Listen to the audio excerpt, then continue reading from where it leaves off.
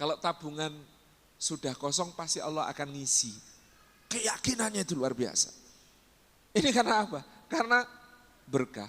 Dan alhamdulillah ini kemarin saya ketemu dengan teman-teman dari Australia, dapat kabar beliau sudah kembali lagi ke sebuah perusahaan pertambangannya lebih bonafit daripada yang dulu dia tinggalkan. Karena yakin gitu ya. Jadi tabungan mau habis itu bukan khawatir. Loh, tabungan itu kalau mau habis berarti Allah mau ngisi mas gitu. Itu luar biasa gitu. Karena apa? Karena berkah. Dan justru ketika sedang terpuruk itu, infaknya lebih kenceng. Dan justru ketika kemudian sedang terpuruk itu, amal solehnya meningkat dengan drastis. Masya Allah, berkah. Ini padahal kalau tidak didoakan berkah, pasti istrinya sudah minta cerai. Ini padahal kalau tidak didoakan berkah, pasti anaknya sudah stres. Pindah sekolah dari yang semua sekolah elit, jadi sekolah biasa-biasa bersubsidi itu. Bayangkan. Tabarakallah. Jadi ini teman-teman, kenapa berkah di dalam pernikahan ini orientasi utama. Barakallahu lak wa baraka alaik. Wa jama'a bainakuma fi khair. Dan doa yang ketiga adalah semoga Allah menghimpun kalian berdua di dalam kebaikan. Al-khair.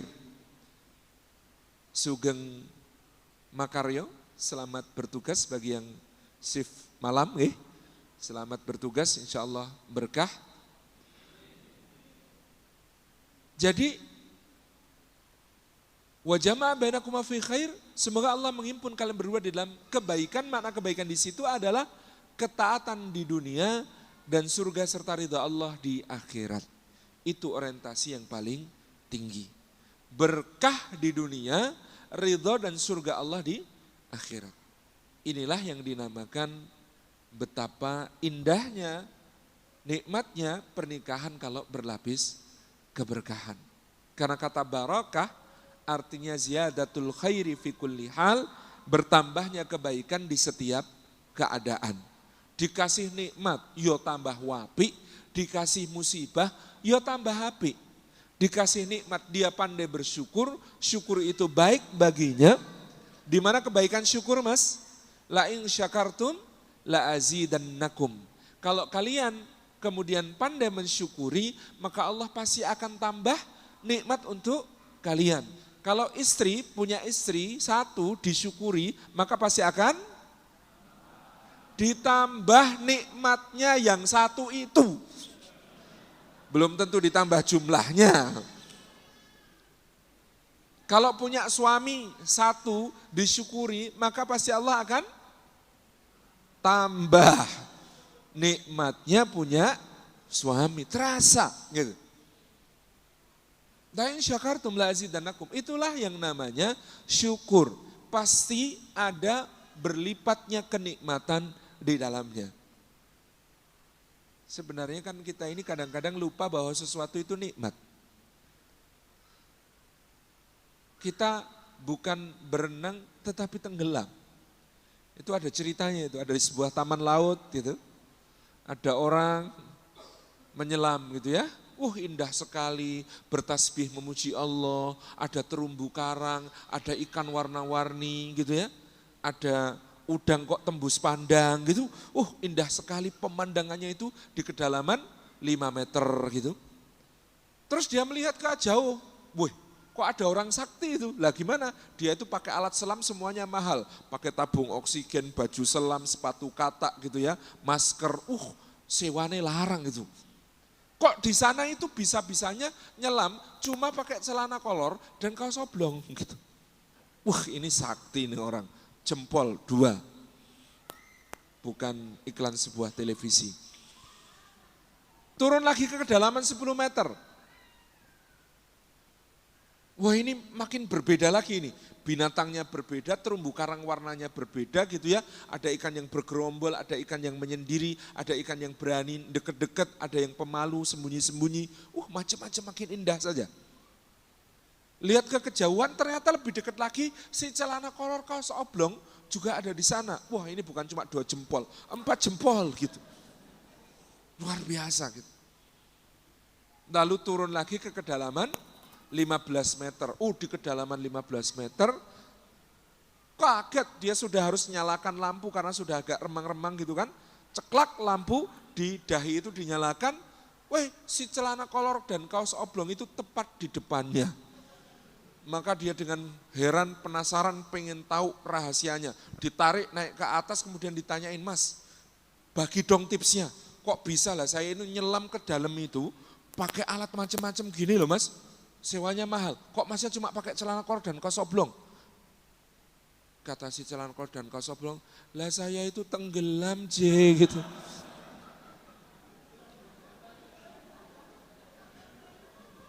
Apa bedanya? Orang tenggelam dan orang menyelam, kan sama-sama di dalam air, sama-sama disuguhi pemandangan indah, iya enggak? Cuman yang satu bisa menikmati, yang satu enggak, itu bedanya. Kenapa yang satu bisa menikmati? Karena punya alatnya. Apa alat di dalam kehidupan yang penuh lautan nikmat Allah ini? Ilmu. Nek sering ngaji, itu kita peka kepada nikmat Allah. Makanya gampang bersyukur, lebih mudah untuk bahagia.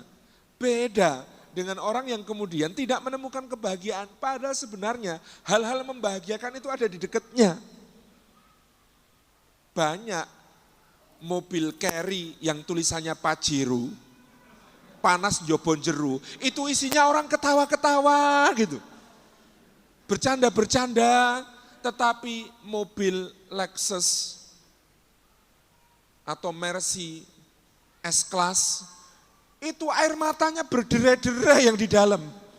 Banyak ibu-ibu pejabat itu, begitu kok saya buka rahasia. Jauh lebih banyak mobil carry, tulisannya Pajero tadi, panas njobon jeru, yang isinya tawa bahagia dibandingkan mobil Mercy. Mobil Mercy malah banyak isinya tangis dan hati teriris-iris. Gitu. Subhanallah, ini rahasia kehidupan. Kenapa? Sing nang Pajero itu, panas njobon jeru itu, panas luar dan dalam itu.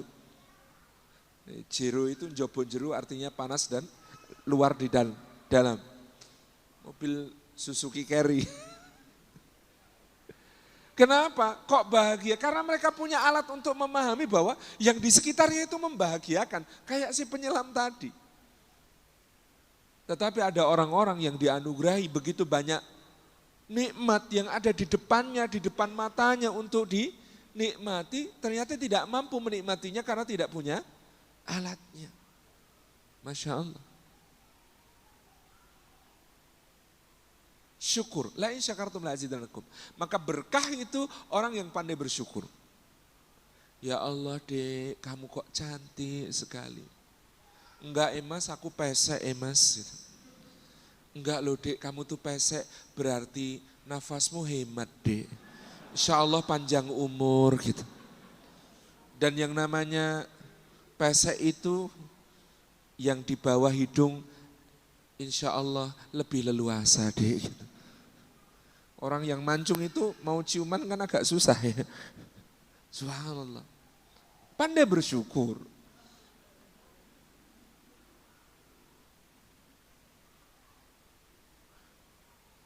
Mas, aku bersyukur Mas. Iya. Napa toh Dek, kamu itu loh kok hitam. Oh, kita ini enggak boleh rasis.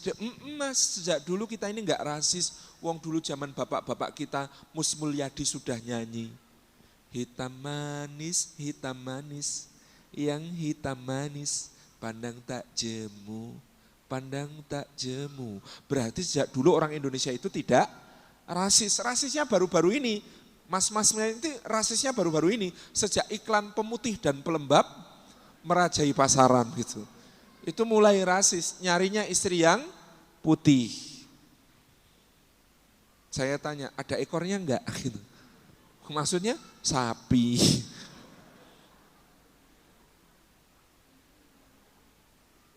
Masya Allah, kalau hitam itu berarti pigmennya banyak, lebih tahan menghadapi panas matahari.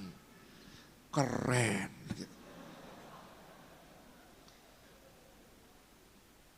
Pandai bersyukur. Banyak hal yang sebenarnya adalah cacat, kalau disyukuri jadi keindahan. Mas-mas seneng nggak punya istri yang ada lesung pipitnya?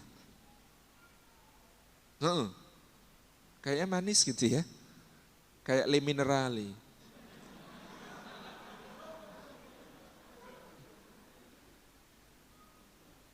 Padahal yang namanya lesung pipit itu cacat otot pipi. Sebenarnya menurut dokter itu cacat otot pipi. Itu otot pipi yang tidak sempurna. Tapi ternyata lebih indah. Jadi jangan cari yang sempurna mas, gak ketemu. Apa meneh untuk orang yang seperti jenengan gitu. Tidak ada jodoh yang sempurna. Cukuplah jodoh itu yang tepat, disyukuri gitu ya. Monggo yang harus masuk shift, mudah-mudahan berkah. Jangan telat ya mas ya. Kalau telat meskipun gak ketahuan bos silahkan push up. Masya Allah ya. Karena pandai bersyukur semua jadi indah. Tidak ada jodoh yang sempurna. Karena memang orang itu dijodohkan oleh Allah masing-masingnya tidak sempurna untuk saling menyempurnakan. Dan betapa Allah itu punya hikmah yang agung. Boleh jadi sesuatu yang tidak kamu sukai itu banyak kebaikannya. Ada suami itu enggak suka sama kebiasaan istrinya. Kalau belanja ke pasar nawarnya lama. Oh cuma 100 aja kok ya ditawar toh dek. Tapi ternyata kebiasaan istri yang tidak disukainya itu bermanfaat bagi dia, maslahat bagi dia. Lah kenapa? Lah gaji di bawah UMR. Subhanallah gitu ya.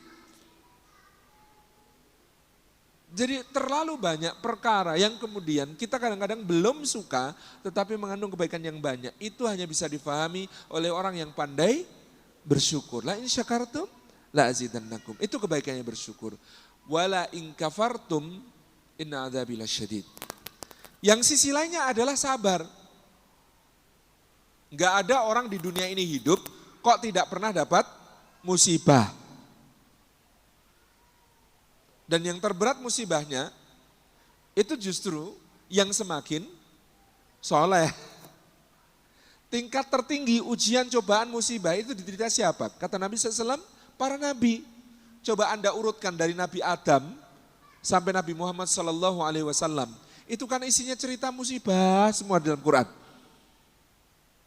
Anda pernah enggak tinggal di tempat yang serba ada, Masya Allah semua kebutuhan terpenuhi, apa-apa tinggal panggil, kenikmatan tiada tara, tiada batasnya. Kayak Adam dan Hawa tinggal di surga. Kemudian tiba-tiba diturunkan ke bumi. Untung enggak ketemu dinosaurus gitu. Karena Banul Baka menurut sebagian riwayat sudah punah ketika Adam diturunkan ke bumi. Subhanallah. Tapi gersang tandus, dulu yang makanan buahnya dipanggil datang sendiri, terkupas sendiri, lalu tersuapkan sendiri gitu ya. Nah, sekarang harus menek-menek, ngerekel-ngerekel nyari buahnya. Daging yang dulu tinggal dipanggil, sudah tersaji begitu lembut, begitu empuk. Sekarang harus ngejar-ngejar dulu, nangkep, masak. Masaknya enggak ada bumbunya. Masya Allah, betapa shocking hidupnya itu ya, dari kenikmatan surga menjadi seperti itu. Ada enggak di antara kita bikin kapal di tengah gunung, di puncak gunung gitu ya, terus setiap hari kaumnya itu ngejek terus bahkan setiap hari gitu ya, itu kaumnya itu, kapalnya Nuh alaihissalam itu menurut satu riwayat dijadikan sebagai toilet umum sama kaumnya. Orang datang ke kapalnya Nuh yang sedang dibikin itu untuk apa? Buang air besar. Memang disengaja gitu. Ada yang begitu? Nabi-nabi yang lain tidak kalah dahsyat ujiannya, gitu ya. Jenengan coba menghayati yang bujang-bujang kisah Nabi Yusuf. Masya Allah, kecil, dibenci sama saudaranya, dibuang ke sumur. ditemukan orang. Tapi kok ya nggak dikembalikan ke orang tuanya loh yang nemu itu. Malah dibawa ke Mesir dijual sebagai budak. Jadi Nabi Yusuf itu korban human trafficking. Perdagangan manusia seperti yang diberitakan di TV-TV itu.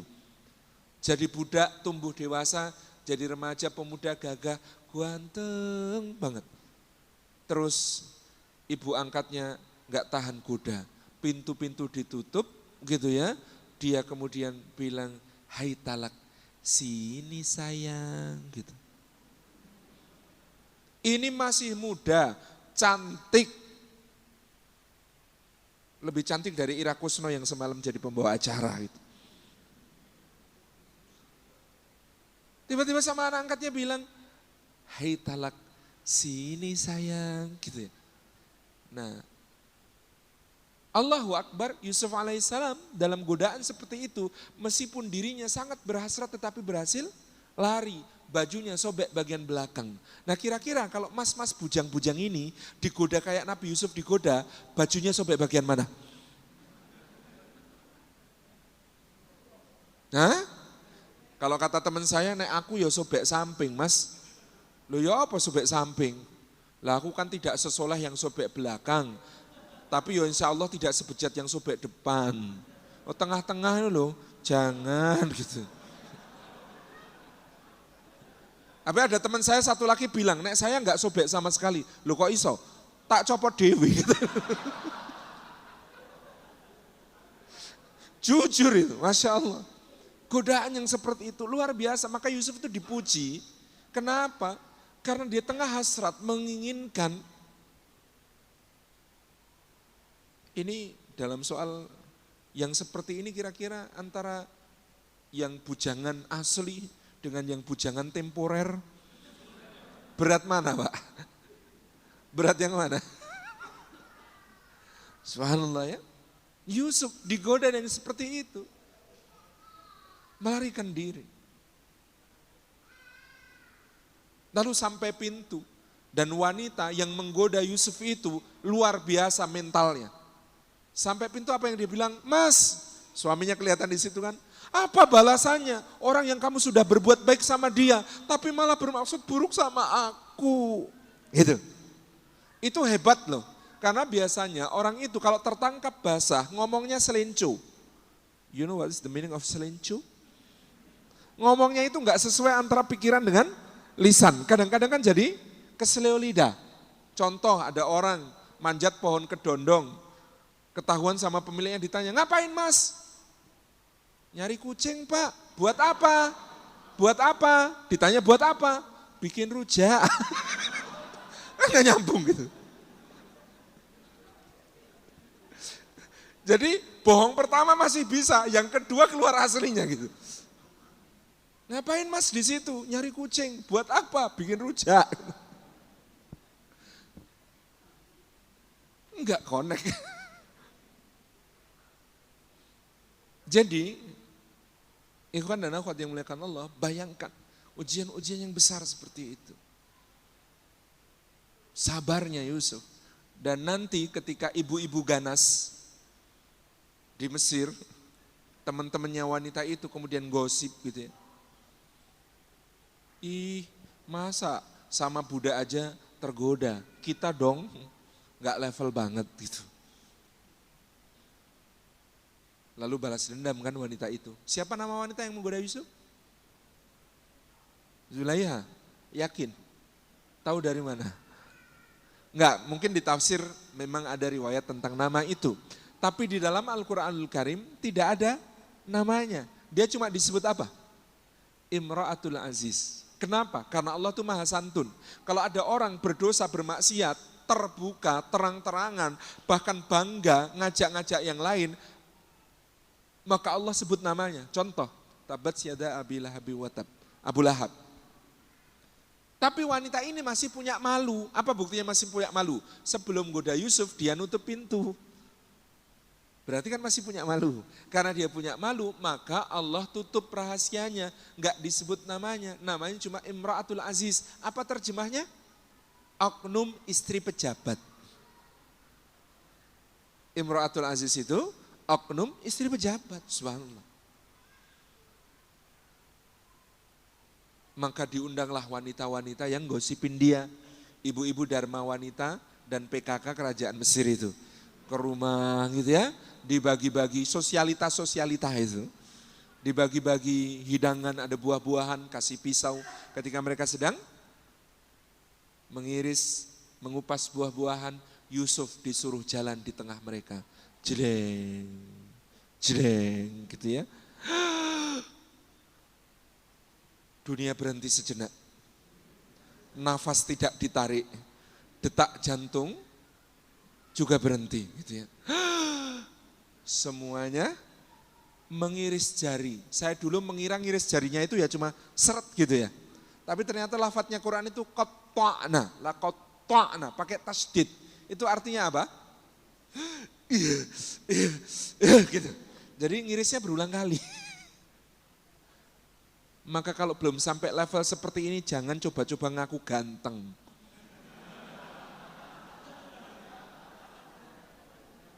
Subhanallah, ini gantengnya terus kayak apa? Orang sampai ngiris-ngiris jari enggak terasa. Dan akhirnya apa? Yusuf mengatakan apa? Rabbi sijnu ahabbu ilayya mimma tad'unani ilaih. Ya Allah, aku lebih suka masuk penjara daripada mengikuti keinginan mereka ini semuanya. Kira-kira diajak ngapain sama ibu-ibu itu? Subhanallah. Sabar. Maka dalam musibah, gitu ya, kebaikannya adalah sabar. Sabar itu baik. Baiknya sabar di mana? Satu, kalau Anda ketemu orang yang bilang sama Anda, I love you, gitu. Seneng gak? Seneng, minimal bangga. Weh, jebule payu. I love you. Sedangkan bagi orang sabar, siapa yang bilang I love you? Wallahu yuhibbus sabirin. Allah cinta kepada orang-orang yang sabar. Anda kalau dengar orang bilang begini, aku akan selalu setia bersamamu.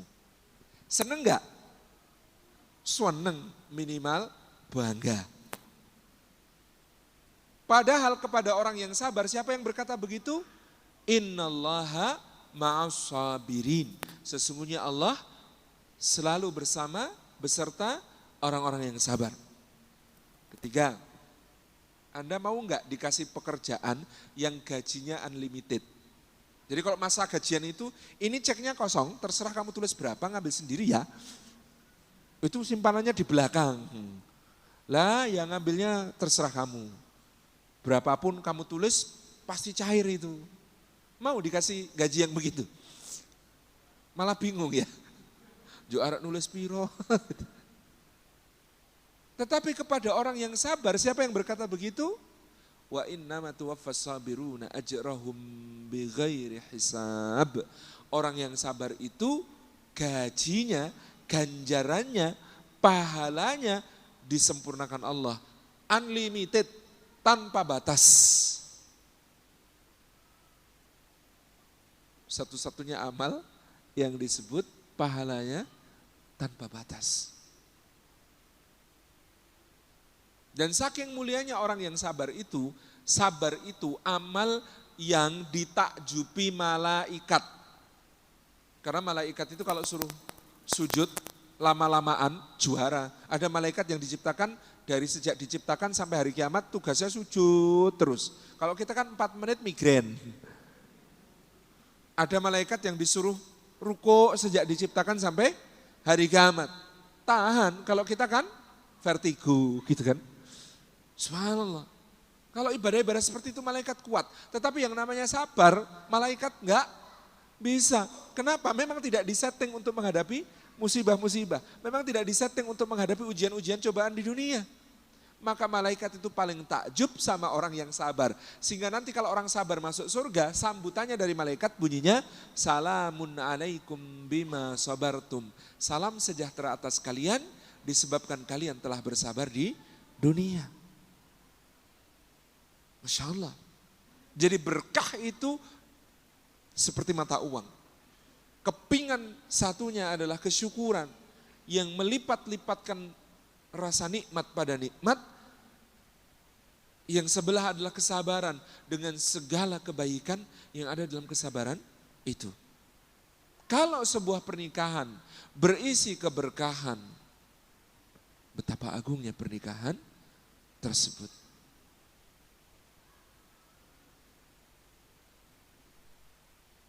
Wa min ayatihi an khalaqalakum min anfusikum azwaja litaskunu ilaiha wa ja'ala bainakum mawaddata wa rahmah inna fi dzalika laayatin liqaumi yatafakkarun.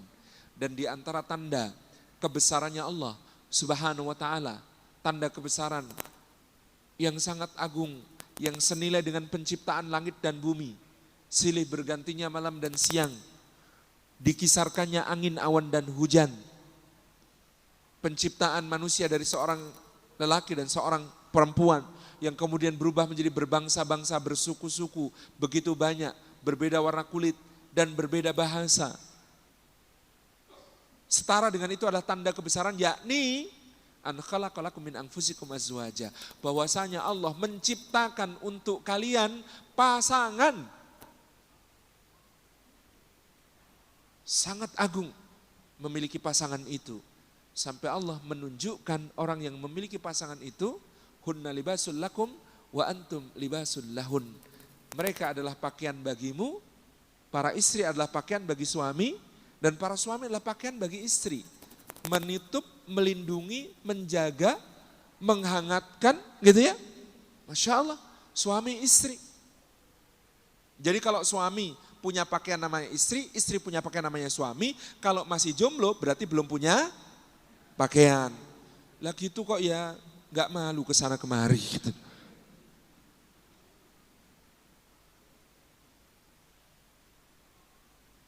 Min anfusikum, kata para mufassir, indah sekali. Min anfusikum itu artinya dari diri-diri kalian. Kalau pasangan itu berkah, dia diciptakan Allah dari diri-dirinya. Seperti dulu Hawa diciptakan dari bagian tubuh Adam yang namanya tulang rusuk, yang bagian kiri. Mas-mas enggak usah ngitung tulang rusukku hilang berapa. Enggak ada yang hilang. Wong Allah itu kalau menciptakan bukan berarti ngambil semuanya jadikan perempuan, enggak. Wong teknologi cloning saja cuma dari satu sel bisa jadi satu individu, teknologinya Allah pasti lebih dahsyat, lebih canggih. Jadi dari tulang rusuk kiri bukan berarti tulang rusuk kiri Anda hilang, enggak. Tetapi memang ini indah sekali, Allah menciptakan dari rusuk kiri. Bukan dari tulang ubun, dia dicipta sebab akan berbahaya menjadikan wanita kalau cuma untuk disanjung dan dipuja. Juga bukan dari tulang kaki, sebab sangat hina kalau menginjak dan memperbudak wanita. Tapi dari rusuk kiri, dekat ke jantung hati untuk dicintai, dekat ke tangan untuk dilindungi. Mbak-mbak langsung iye gitu. Mohon maaf yang di depan sudah laku. Subhanallah, tabaraka rahman, gitu ya.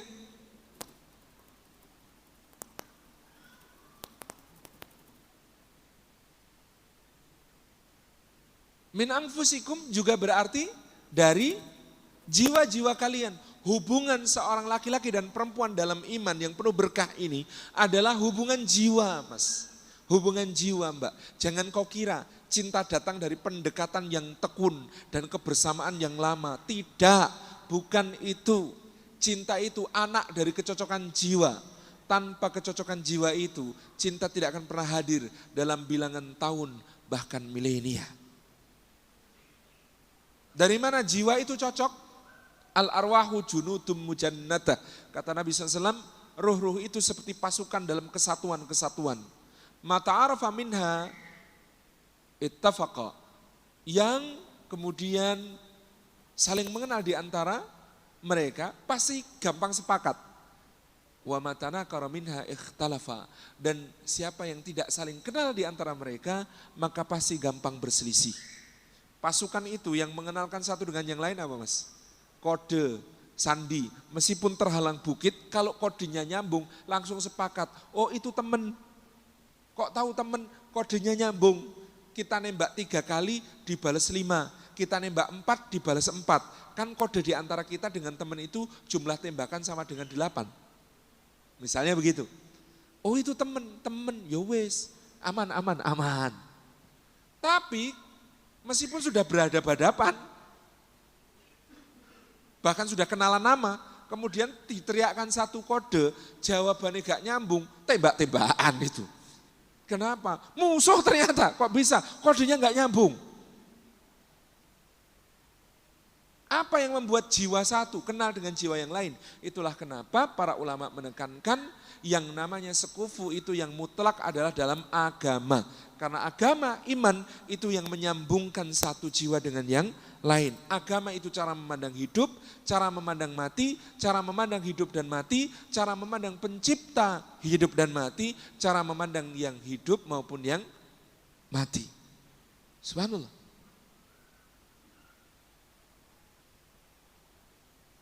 Fakhtar bidatid din taribat yadak, maka milih itu Mbak, Mas, milih yang beragama. Maka engkau akan beruntung. Keberuntungan itu soal agama, itu nilainya 1. Kata anak-anak gaul Jakarta, kalau cantik itu cuma 0, tapi di belakang 1. Jadi kalau punya istri solihah, tur cantik 10. Sudah solihah, cantik kaya 100.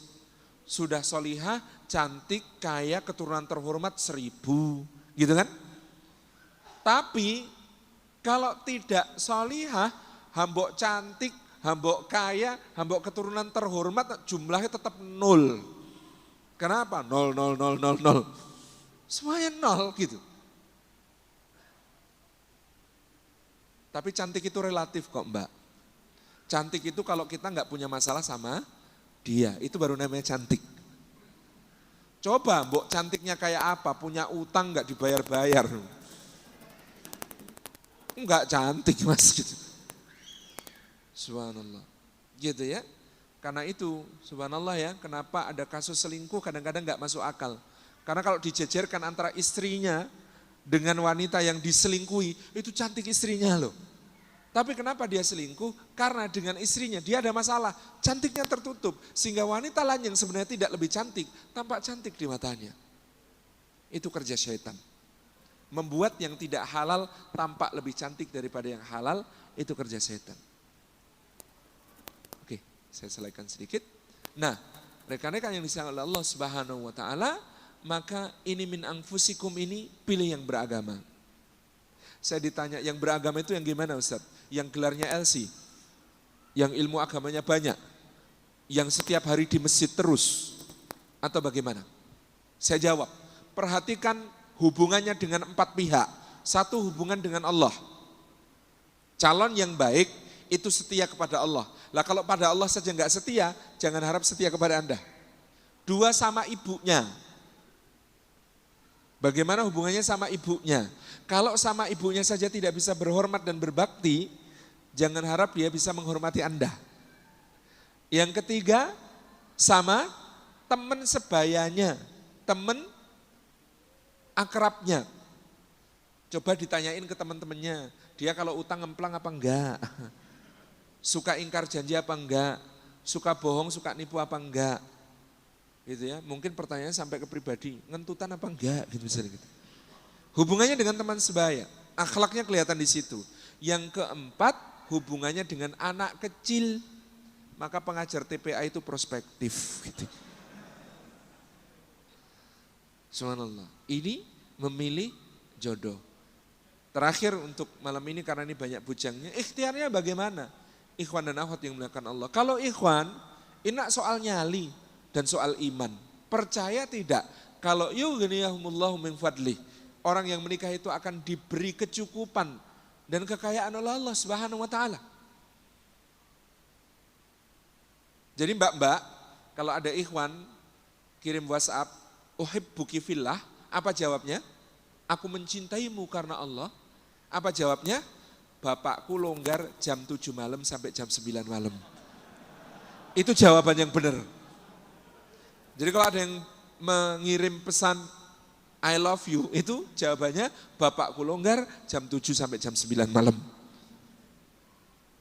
Nah mbak-mbak juga begitu, bagaimana ikhtiar? Saya sering ditanya, akhwat apakah harus pasif, nunggu? Enggak, dia bisa berinisiatif. tapi jalannya ahsan. Contoh, manfaatkan wali. Anda punya bapak, Anda punya kakek, Anda punya paman, Anda punya abang, Anda punya adik mungkin gitu ya. Atau ada yang punya anak laki-laki, berarti janda. Misalnya gitu ya. Misalnya ngomong sama abang kita, mas, tukeran temen yuk. Maksudnya gimana dek? Teman mas buatku, temanku buat mas. Skenarionya kita atur ya gitu. Bisa. Atau pesan kepada bapak ketika bapak pergi Jumatan. Pak nanti kalau Jumatan lihat soft awal ya Pak ya. Kalau ada yang prospektif ajak ke rumah ya Pak ya. Tak masakin sayur lodeh loh ini Pak gitu. Ajak makan siang di rumah ya. Itu pesan sama bapak. Enggak harus bapak, kakek juga bisa. Tapi kalau kakek harus tambah pesennya. Tapi jangan yang seumur kakek loh ya gitu. Oh, kata kakeknya itu bawa teman-temannya lah, yang di soft terdepan ya umurnya segini semua. Nah, jadi ikhtiar itu sangat terbuka, sangat memungkinkan. Jadi mbak-mbak jangan risau, jangan galau, menjemput jodoh, ikhtiarnya ada jalannya. Seperti yang dituntunkan oleh Allah dan Rasulnya Sallallahu Alaihi Wasallam. Istikharahi, nggak perlu maksa, tidak harus dia, yang penting karena dia. Tidak harus dia, yang penting karena dia. Makanya jenengan kalau berdoa itu jangan maksa. Ya Allah, kalau dia jodohku nikahkan kami. Kalau dia bukan jodohku, jodohkan kami. Kalau dia jodohnya orang lain, putuskanlah jodohnya dan jodohkan denganku. Enggak usah gitu. Allah kan tahu yang terbaik. Maka doa istikharah itu doa yang sangat indah. Allahumma inni astakhiruka bi'ilmik. Ya Allah, aku ini memohon pilihan dengan ilmumu. Bukan ilmuku, ya Allah aku belum terlalu kenal sama dia. Tahu pun soal cuma yang dohir-dohir saja. Batinnya aku enggak tahu. Wong di belakangku saja aku enggak tahu seperti apa dia, ya Allah. Maka aku memilih itu dengan ilmumu, ya Allah. Minta pilihan ini dengan ilmumu, bukan ilmuku. Wa astaqdiruka biqudratik, dan aku ya Allah minta ketetapan dengan kuasamu. Apa kuasaku ya Allah? Paling kalau lewat depannya cuma senyum, gitu aja ya Allah, kuasaku cuma sampai di situ. Paling kalau ada ketemu bapaknya tak salami, tak cium tangannya, biar jadi kode. Cuma segitu. Ikhtiarku gak mampu aku ya Allah, maka aku minta ketetapan dengan kuasamu. Karena engkau yang membolak-balikkan hati. Bahkan engkau bisa mengubah benci dari cinta, cinta jadi benci. Gampang bagimu ya Allah. Allahumma in kunta ta'lamu anna hadal amru khairul li fitini wa ma'ashi wa akibati amri faqdirhuli wa yassirhuli wa barik li fihi. Ya Allah, kalau engkau tahu urusan ini baik bagiku di dalam duniaku, agamaku, kesudahan urusanku, tetapkan untukku, mudahkan untukku, berkahi aku di dalamnya. Wa in kunta ta'lamu anna hadal amr khairalli syaralli fidini wa ma'ashi wa akibati amri. Kalau urusan ini buruk untukku dalam agamaku, duniaku, kesudahan urusanku, fashrifhu anni washrifni anhu. Palingkan dia dariku, palingkan aku darinya. Karena cuma satu yang dipalingkan agak repot. Palingkan aku darinya, tapi dia tidak berpaling dariku. Repot itu. Palingkan aku darinya, palingkan dia dariku, waqdir liyal khaira ya rabbal alamin, dan tetapkan untukku yang baik wahai Rabb semesta alam. Jadi segeralah melangkah. Jangan nunggu mapan. Kalau penjenengan nikahnya nunggu mapan, jenengan hanya akan ketemu pasangan yang siapnya untuk hidup mapan. Tetapi kalau jenengan nikah saat masih berjuang, maka Anda ketemu seorang mitra berjuang dunia akhirat. Saya nyesel terlambat menikah. Saya baru menikah ketika sudah berumur 20 tahun.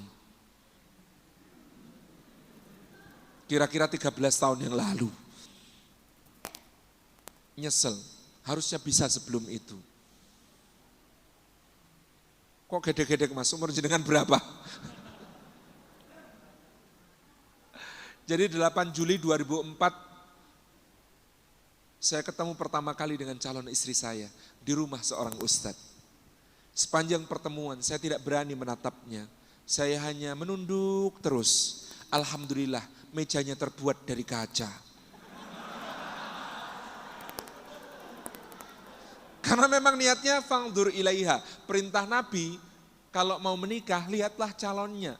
agar engkau menemukan sesuatu yang membuat engkau semakin menguatkan niat untuk menikahinya, bukan untuk mencari aibnya, bukan mencari cacatnya. Saya tuh sudah pegang beberapa keterangan tentang dia. Namanya siapa, anaknya siapa, bapak ibunya siapa, saudaranya siapa, alamatnya di mana, kuliah di mana, kebiasaannya apa, itu sudah pegang sih sebenarnya ya waktu itu. Terus saya tuh niat mau nadhor, sesuai sunnah Nabi itu kan nadhor boleh sembunyi-sembunyi. Saya dengar dia selain kuliah, nyambi kerja part time jadi asisten apoteker. Maka saya niatkan datang ke apotek tempatnya bekerja itu, beli redoxon. Waktu itu harganya 16.000. Sebenarnya nggak niat beli redoxon, wong saya cukup sehat, tidak kekurangan vitamin. Beli redoxon, nyari orangnya yang mana. Ternyata saya salah sangka. Asisten apoteker itu tidak melayani pembeli, tapi ngeracik obat di dalam. Jadi gagal.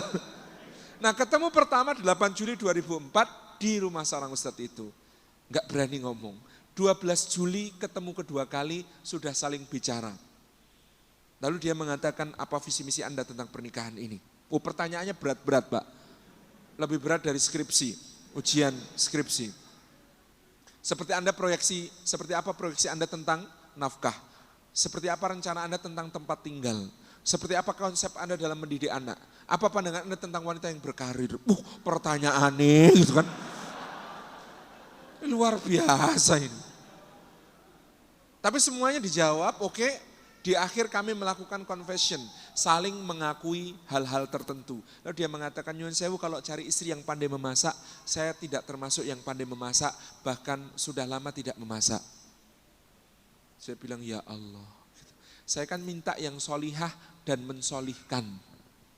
Kriteria yang saya minta yang solehah dan mensolehkan. Kata guru saya waktu itu, wah abstrak ya Lim, mbok yang konkret. Konkretnya gimana ya? Oh saya minta calon istri yang sudah bisa membina pengajian. 3 kelompok minimal. Bu, kok pinter kowe Lim? Kata saya gitu ya. Jadi saya nggak ngerti kenapa keluar itu, tapi saya merasa bisa membina 3 kelompok binaan itu istimewa. Gitu kan? Benar ternyata sudah membina 3 kelompok pengajian. Neng ra iso masak. Alamat ini terjadi pengurusan ini gitu kan. Istri menguruskan suami gitu. Bukan mengurusi tapi menguruskan ini gitu kan. Ora iso masak gitu kan. Tapi saya kemudian mengatakan, oh enggak apa-apa, insya Allah di Jogja banyak rumah makan, murah-murah lagi gitu. Lalu dia ngaku lagi, saya juga tidak terbiasa mencuci, tangan saya ini kalau kena deterjen suka alergi. Saya bilang dalam hati, Allahu Akbar. Ya Allah engkau mengujiku, ternyata wanita soleh dan mensolehkan itu enggak biasa ngurusin rumah ya Allah gitu. Terus saya bilang lagi, oh di Jogja banyak laundry kok, kiloan lagi gitu. Saya itu niatnya cari istri, bukan tukang cuci, bukan tukang masak, apalagi tukang pijet. Jadi kalau siap meneruskan, saya insya Allah siap datang ke keluarga untuk ngelamar. Benar Pak, 18 Juli saya bawa keluarga 3 mobil dari Jogja ke Ngawi. Itu perjalanan normal, itu kan 4 jam. Tapi karena petanya peta buta, berangkat jam 7 itu sampai sana sudah 1:30. Tersesat-sesat enggak karuan, di sana disambut keluarga besarnya dan tetangga-tetangganya, mukanya serem-serem. Saya tanya ini kenapa kok mukanya pada begini semua? Kata dia, belum pada makan, nungguin yang dari Jogja. Lalu kemudian makan dulu, habis makan baru lamaran disampaikan. Ketika lamaran disampaikan, Pak D saya yang menyampaikan gitu ya, dan Pak D saya itu sepanjang jalan sudah komplain, iki nanti toling gitu. Ngelamar Pak D, ngelamar kok kowe ngerti nggone, sudah mau dilamar kok kamu belum tahu tempatnya yuk piye gitu. Ya namanya juga tawakal. Lamaran disampaikan dijawab. Lamaran ini kami terima, tapi untuk pernikahan mohon sabar 2 atau 3 tahun lagi.